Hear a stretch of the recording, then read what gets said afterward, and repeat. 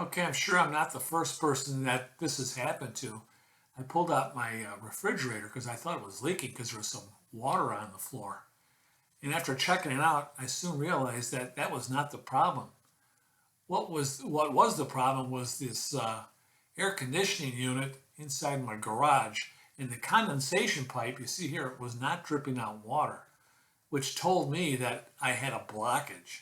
And when that happens, you're going to get water somehow leaking into the kitchen.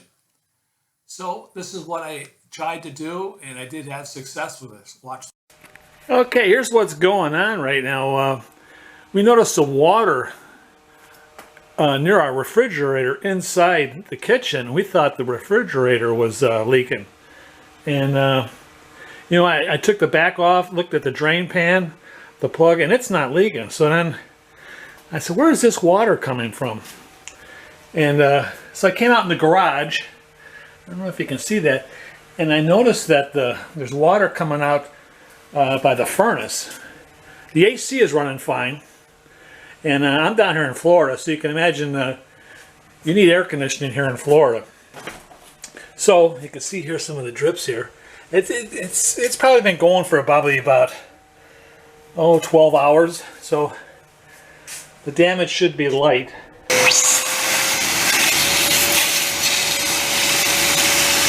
And I'm just going to run that for a while.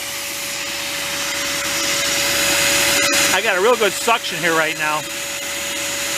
And I think whatever any gunk is in there should solve that problem. Okay, I didn't have much luck with that wet dry vac on that outdoor condensation line. So the next thing to do is locate your vent tee next to your furnace, unscrew that cap, and then pour down a mixture of 50-50 of bleach and water. That should help you out. If not, go ahead and get some Drano at your local hardware store or Ace. After using that Drano, pour a bunch of hot water down there, and that should open up your line. So there you go. I used the wet dry vac with no success. Then I went in there and poured down a mixture of bleach and water down that T-pipe. Try it. You'll have luck. Okay, no matter how hard you try, somehow insects always seem to get inside your house down here in Florida. And I discovered these glue traps, which you can pick up at any hardware store. And I put them behind my refrigerator, underneath your dresser, or out in your lanai in a spot that no one's going to really see. And those seem to work pretty good down here in Florida. If not, I would highly suggest getting one of these pest rejectors. You just plug them in the wall, and they even have a little night light on them, and they emit this really low frequency that somehow drives out bugs, even these little lizards, out of your house. I picked up 5 of them for like $20 on Amazon.com. So go ahead, put these in each room in your house. And I was surprised how many insects were reduced inside my house. Okay, the next thing I want to talk about is surge protection. Living down in Florida, especially in the summertime, we get these lightning storms. And a lot of people, they went out and got lightning rods installed in their house, which can be pretty expensive. But for a fraction of the cost, you can have surge protection installed by your electric company. In this case, this electrical meter does not have the surge protection installed. In this next shot, you can see it has been installed. That's that kind of bump out you see behind the electric meter. And they'll come out and install it. I think it's like $300 down here in Florida. I would just give them a call and find out as much information you can about what they can do for you. But once you have this done, you're going to have a little bit more peace of mind that you're going to have some protection when these storms come rolling through your area. Living down in Florida, you see a lot of garage doors with these big screen doors installed to help ventilate the heat that builds up inside these garages. But I think I have a better solution and a cheaper one as well, and that's going out and installing small vents in the bottom of your garage door. In this case, you can see there are no vents on this garage door, but you can go ahead and have them installed on each side of your door, just like this. And it's going to greatly reduce the heat inside your garage.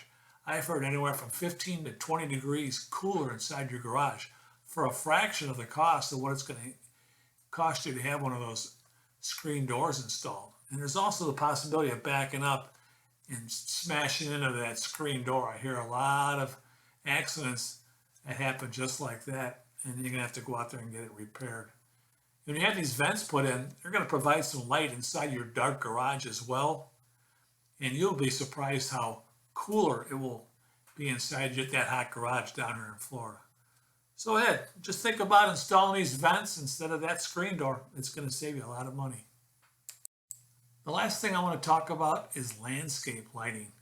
If you're real proud of your bushes and your plants and your garden, and especially some of these palm trees like we have down here in Florida, we like to show these off at nighttime too.